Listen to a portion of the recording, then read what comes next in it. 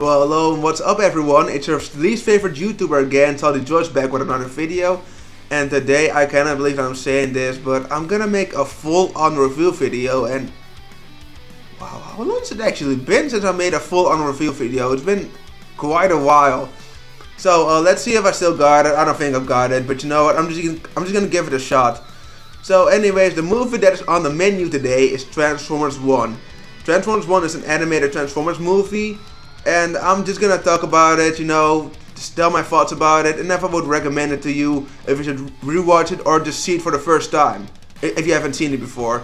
And I'm gonna talk about the story, the characters, the action scenes, and a bit of the world building. And then at the end, final verdict, and yeah, actually, final verdict on what I would rate this movie, and if I would recommend it. So without further ado, let's start. But before we start, don't forget to like, comment, subscribe, and share to your friends, to the YouTube fin, and join the Saltiest channel on YouTube. And the footage that is going to be displayed is either going to be my face, it's going to be the trailers from Transformers 1, or just footage from a Transformer game.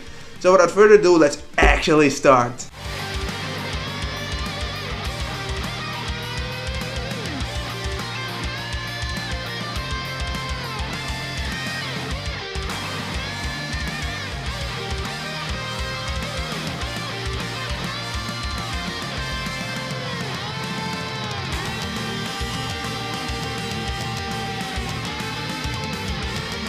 The story of Transformers 1 takes place before the war, so no Optimus Prime, no Megatron, no Autobots, and no Decepticons. And since there are no Optimus Prime and Megatron, before they were, or at least before they were known as Optimus Prime and Megatron, they were known as Orion Pax and D16 respectively. And everyone is just a Cybertronian. But you have two different Cybertronians. Cybertronians who can transform, and Cybertronians who can't. And the Cybertronians that can transform do look bigger than the Cybertronians that cannot transform, because they are missing their transforming cog, which enables them to transform. And also most of these Cybertronians that cannot transform are minors. Minors with an E, not with an O, okay? Before you guys take it out of context.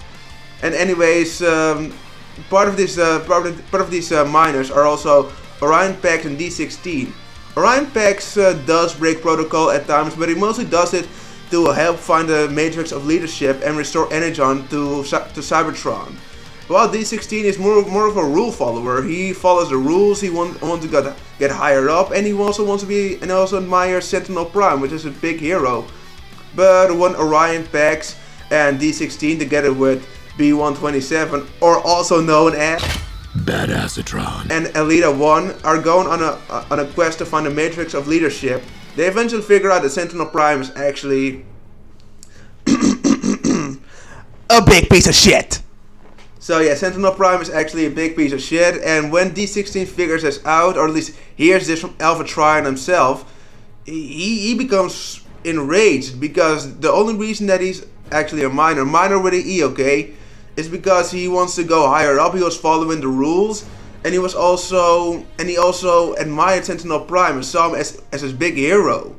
And so figuring this out, it just angered all of them.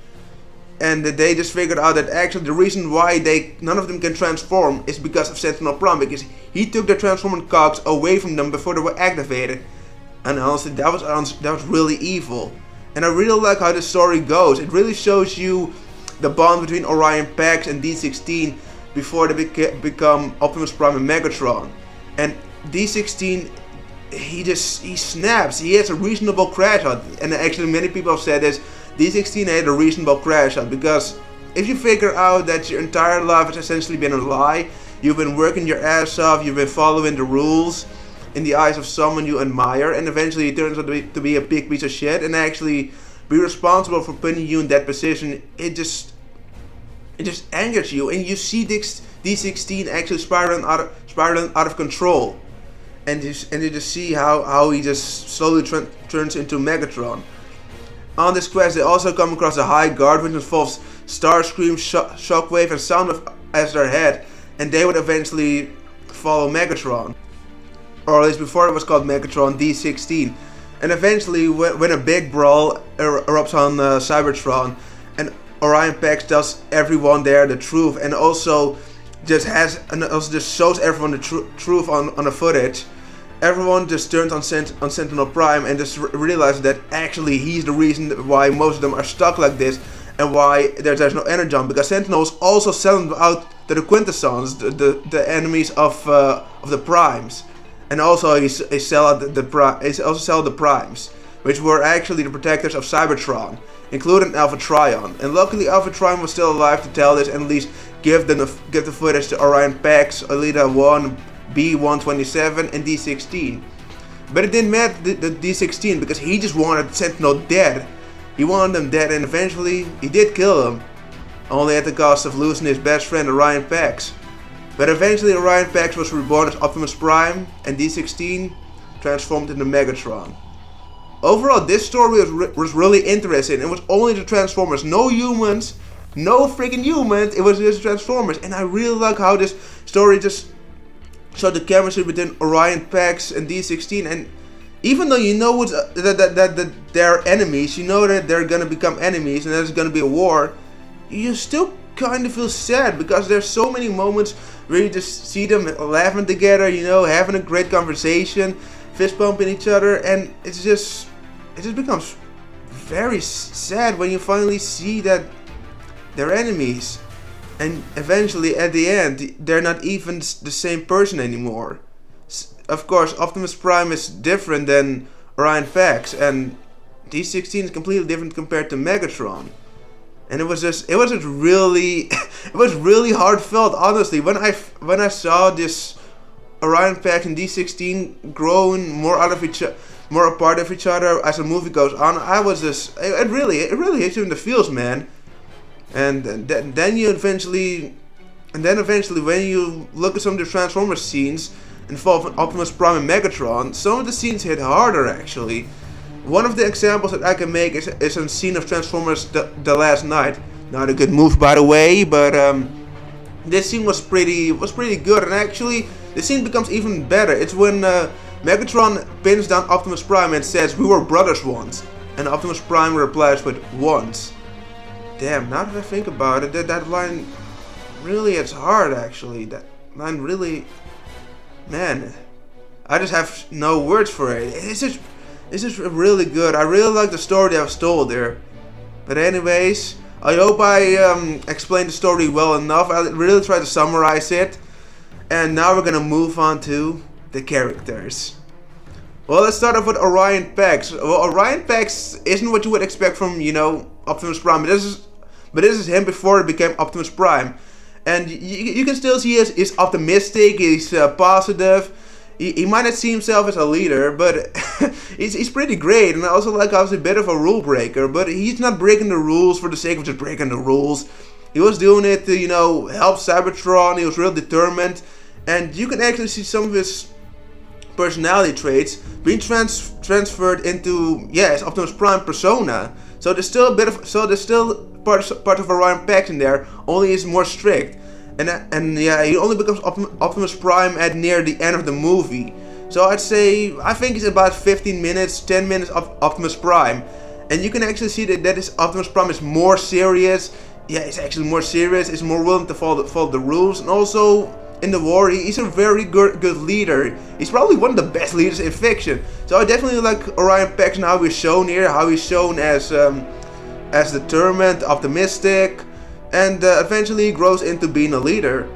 And let's move on to D16. D16 is really great. I really like him, and I also like him in the comedic moments. And just him spiraling out of control was just something. I mean, you expect it, but still it's shocking to see. And just seeing how he just is all buddy with Orion Pax, it really hits you. But you understand his anger. He has a reasonable crash out, and I really like how he is just shown here, and how Megatron is eventually born. And also one of the reasons why he probably calls himself Megatron is because in the movie he also idolizes a Prime called Megatronus Prime. And actually Megatronus Prime is mostly depicted as the Fallen, but here he was actually a very great warrior. And eventually he did die because of Sentinel Prime, but Megatron still admired him, and of course he told Orion Pax many times that he was the biggest, baddest Prime of them all. And yeah, actually I think Megatron, or at least D16, was handled well, and his transformation into Megatron is amazing. It was honestly amazing to see, and I really like how he's actually a character, because I'm also got the feeling, especially in the Bayformers movie, that Megatron was how could I explain it? Kind of a brute, you know. Or at least he was just evil for the sake of being evil. His character really switched up. I mean, in Transformers 1 he was pretty evil. Transformers 2 he was also evil. In Transformers 3 he seemed as if he was kind of done with the war. In Transformers 4 he was actually Galvatron, but we don't count that version. And in Transformers 5, well, he just wanted to go home. So yeah, it is a really weird character in the Bayformers movies, but here he's pretty well handled, and you can really understand the anger that lies within him, and eventually you can just see how he also creates the Decepticons. And I really like how the Decepticon logo is also kind of inspired because of Megatronus, or at least because of Megatronus' head. So I really like it, and that kind of sounded weird out of context. Holy sweet shit. Pause.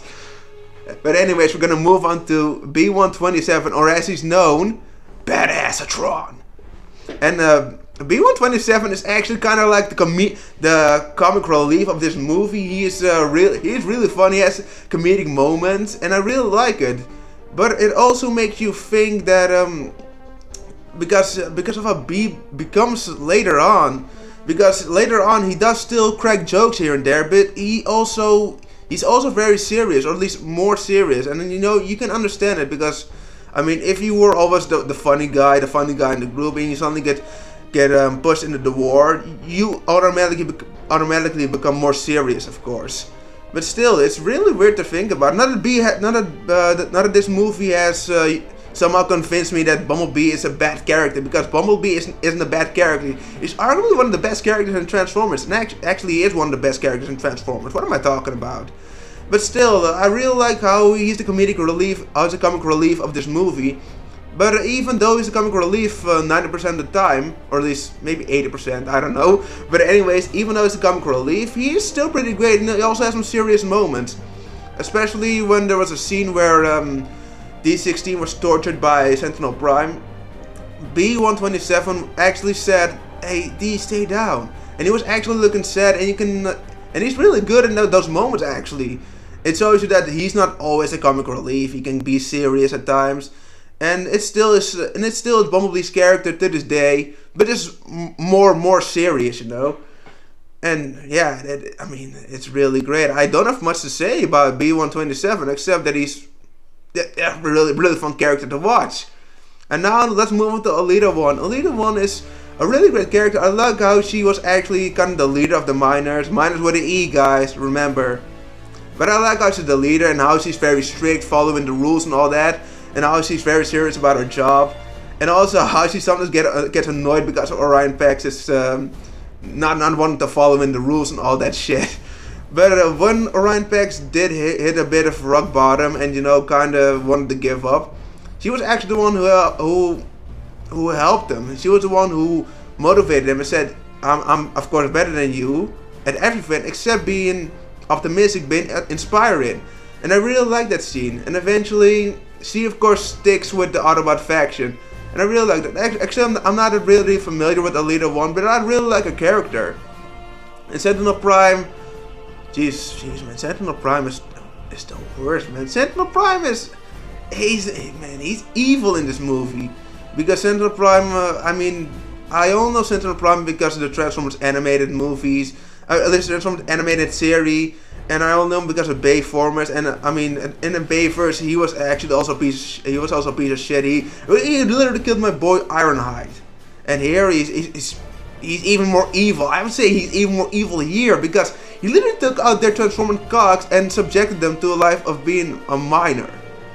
Dude, and not only that, he literally sold out his friends, his family, to their biggest ops. How do you freaking do that, actually? And I'm very happy that he got exposed. And you know what? I was kinda happy that D16 ripped him apart in the God of War style of fashion. But at the same time, we did lose D16 and instead we got Megatron and Decepticons. And a full-on war. So yeah, man, fuck Sentinel. Your life is nothing. You serve zero purpose. And Alpha Trion, I want to tell something about Alpha Trion. Alpha Trion is really badass in this movie, even as alt mode that is pretty badass. I mean, I'm not that familiar with Alpha Trion, but I gotta admit, man, he had a pretty badass scene. And for being such an old body, he's pretty badass. Kinda remind me of Master Roshi, but without the perfectness. Well, anyways, I think that's covered the characters enough, because that's honestly most of the characters that get actual character development. Sure, we have Starscream, we have Soundwave, Shockwave. Shockwave did have a funny scene. That is actually most that he has. Starscream also has a scene where he's the leader of the High Guard, and then eventually D16 just completely pummels him, and eventually he tries to choke him out, and then after that his voice is completely different. So, oh, that probably explains Starscream's voice. so essentially D16 just choked him out, and then his voice became so weird and squeaky, or how am I supposed to explain it? But anyways, those were the characters I really wanted to talk about. Now let's move on to the action scenes. The action scenes are amazing. I really love how the action scenes are animated, and I also love how they are transforming mid-fight, because I mean they're not I mean you don't really see many Transformers media where they incorporate Transformers into their fighting styles. I mean, Bumblebee did it in the Bayformers movies, and also I think a bit of Megatron. Starscream also does it, but he only does it in the air, which is pretty understandable because he's a freaking jet. You're not gonna switch into a jet against a ground character, because that actually gives you more of a disadvantage, or at least when you launch yourself into them. But anyways, I really like how they incorporate the Transformer into their fighting styles. You actually see how they sometimes hide their heads inside their chest to try to avoid an attack. It's really cool how they just transform into trucks or cars and just run their enemies over. How they transform into tanks to blast their enemies. I really like that shit. I really like how they're just transforming. And yeah, it's just animated so spectacularly. And also the world building is amazing. I really like how the world looks. I like how Cybertron looks. I also like how Baron the upper side is. That's at least where the Quintessons are and where the High Guard is. And that's also where the Primes were slain. I really like how actually everything looks, not animated. And damn, the action scenes are still spectacular. And yeah, that's actually it. There's amazing world building, and yeah, beautiful world building and great action scenes. Oh wow, I didn't have that much to say about that, but damn, I hope it gave you enough context about how great the action scenes are. And I also like how the weapons look. Yeah, that's also a thing I almost forgot. I also like how the weapons look. So yeah, that's what I also want to incorporate. So, without further ado, that was actually it. I really thought I had a lot of things to say about the world building and the action scenes, but that was it. Just great action scenes and amazing and beautiful world building. Now, let's move into the final verdict. Well, what did I think about this movie? Well, actually, I think it's really, really good. And I would honestly say that I'm eager for a sequel. I really want a sequel because the story was just so good. The characters were also pretty good. And it was animated so beautifully. I just cannot believe how great this movie was. But one thing that did drag this movie a bit down were the trailers. The trailers really did make this seem like a kids movie, and it really isn't. It's a pretty serious story, and it's actually something for a real Transformers fan. I mean, if you've watched Transformers series, movies, or even read the comics, then you would honestly like this movie a lot. But yeah, the trailers didn't do this movie justice. And unfortunately, IGN didn't do this movie justice either, because they gave it a 5 out of 10. 5 out of 10. But anyways, do I think this movie is a 5 or maybe a 6? No, actually, let me give my final verdict right now. I think this movie is a solid 9 out of 10. It's really good, and it's better than I expected. Me and my dad watched it the first time, and we really couldn't believe how amazing this movie was. I couldn't believe also that the voice acting was that spectacular. The action scenes were amazing, and the story was really well told. and I just really loved it, and I would definitely recommend it, especially if you're a Transformers fan. Oh, and also, one thing that I kind of forgot to mention is that I once saw a comment about someone saying that Megatron once ripped Sentinel Prime in half. And that actually happened in the movie, so I'm kind of wondering, was that kind of a reference to that comic? Because I think it happened in the comics. Or at least that comment told me it happened in the comics. But still, it's pretty interesting how this movie is. It's just unfortunate that the trailers didn't do it any justice. So I would definitely recommend you to watch it. And if you've watched it, just watch it again. My only regret is that I didn't watch it in theaters. I really hope you all have enjoyed this review. I don't know how my last full-on review went, but it probably went better than this one, I think. And with that being said, don't forget to like, comment, subscribe, and share with your friends again. I know I said at the beginning, but I just wanna remind you again. You know, be a bit annoying. And I will see you on the next video. Next video is also gonna be a full-on review, and I don't know how I'm gonna give that, but you know, I'm just gonna try my best. And I will see you on the next video, and I wish you all a great day.